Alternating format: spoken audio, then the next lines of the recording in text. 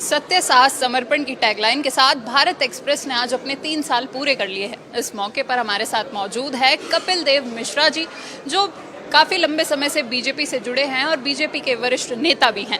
तो चलिए इनसे जानते हैं कि आज के इस कार्यक्रम के बारे में इनका क्या विचार है। सबसे पहले राधा जी मैं बधाई देता हूँ।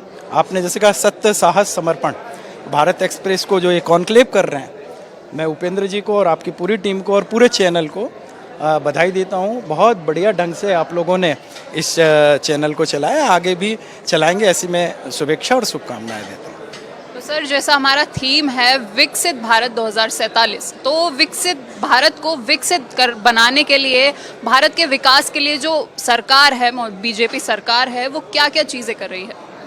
देखिए, ये रेवोल्यूशंस का समय है। आप देख रहे हैं पूरे जियोपॉलिटिक्स में भी ट्रांजैक्शन है, संक्रमण काल है। उस समय एक विजनरी हम लोगों को लीडर मिला है मोदी जी के रूप में।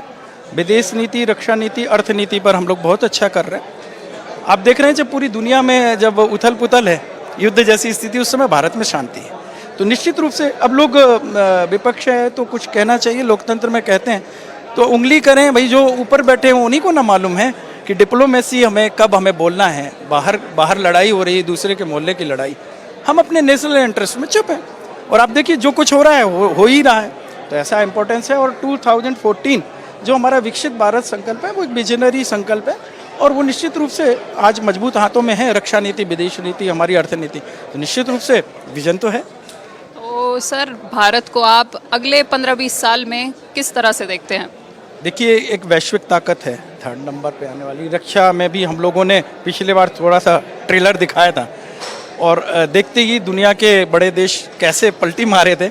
आप न्यूज़ रीडर हैं और एंकरिंग भी करती हैं, तो आपको समझ आता है कि सारा क्या है।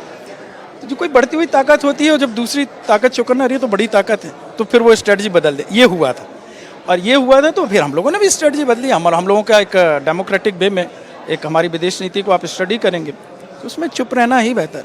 दूसरे के मोहल्ले में लड़ाई हो रही है, हम जा कर के उसमें क्यों टांग अड़ाएं।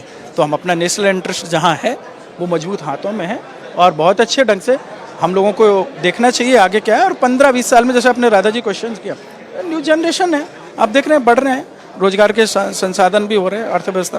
तो निश्चित रूप से आपका चैनल अपना 3रा वर्ष मना रहे हैं, शुभकामनाएं देते हैं और आप लोग ऐसे ही करते रहें। तो बहुत बहुत शुक्रिया सर हमारे साथ जुड़ने के लिए, धन्यवाद।